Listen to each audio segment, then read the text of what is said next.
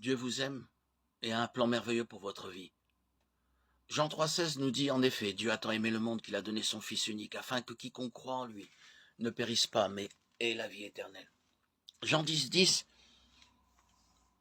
nous donne la raison pour laquelle Jésus est venu. Moi, je suis venu afin que les brebis aient la vie et qu'elle l'ait en abondance. Qu'est-ce qui nous sépare de l'amour de Dieu? Qu'est-ce qui nous empêche d'avoir la vie en abondance? L'humanité est souillée par le péché et par conséquent séparée de Dieu. Ainsi, nous ne pourrons pas connaître le merveilleux plan de Dieu pour nos vies. Romains 3,23 explique « Tous ont péché et sont privés de la gloire de Dieu ». Romains 6,23 indique les conséquences du péché. En effet, le salaire du péché, c'est la mort. Dieu nous a créés pour être en relation avec lui. Mais l'humanité a introduit le péché dans le monde et est donc séparée de Dieu. Nous avons brisé cette relation que Dieu désirait avoir avec nous. Quelle est donc la solution? Jésus-Christ est la solution de Dieu pour nous délivrer du péché. Par Jésus-Christ, nos péchés peuvent être pardonnés, notre relation avec Dieu rétablie.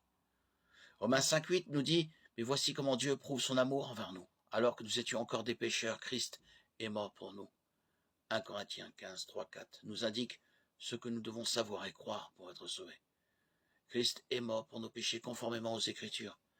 Il a été enseveli et il est ressuscité le troisième jour, conformément aux Écritures.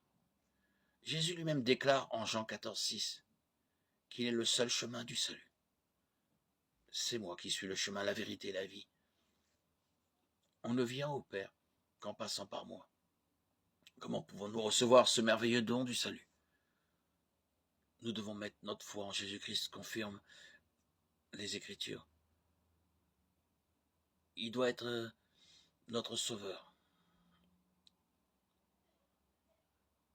pour recevoir le don du salut et de connaître le merveilleux plan de Dieu pour notre vie. Jean 1,12 nous dit « Mais à tous ceux qui l'ont accepté, à ceux qui croient en son nom, elle, c'est-à-dire la parole incarnée en Jésus, a donné le pouvoir de devenir enfant de Dieu. » Acte 16, 31 dit clairement « Crois au Seigneur Jésus et tu seras sauvé. » Nous ne pouvons être sauvés que par la grâce seule, par le moyen de la foi seule, en Jésus-Christ seul. Éphésiens 2, 8, 9. Si vous voulez accepter Jésus-Christ comme votre sauveur, dites à Dieu les paroles qui vont suivre. Le seul fait de faire cette prière ou une autre ne vous sauvera pas. Seule la foi en Christ peut vous sauver du péché. Ce modèle de prière n'est qu'un moyen d'exprimer à Dieu votre foi en lui et de le remercier d'avoir pourvu à votre salut. Dieu, je sais que j'ai péché contre toi et que je mérite une punition. Mais Jésus-Christ a pris cette punition que je mérite sur lui-même, afin que par ma foi en lui, j'ai accès au pardon. Je mets ma confiance en toi pour mon salut.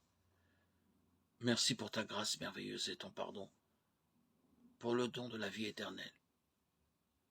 Amen.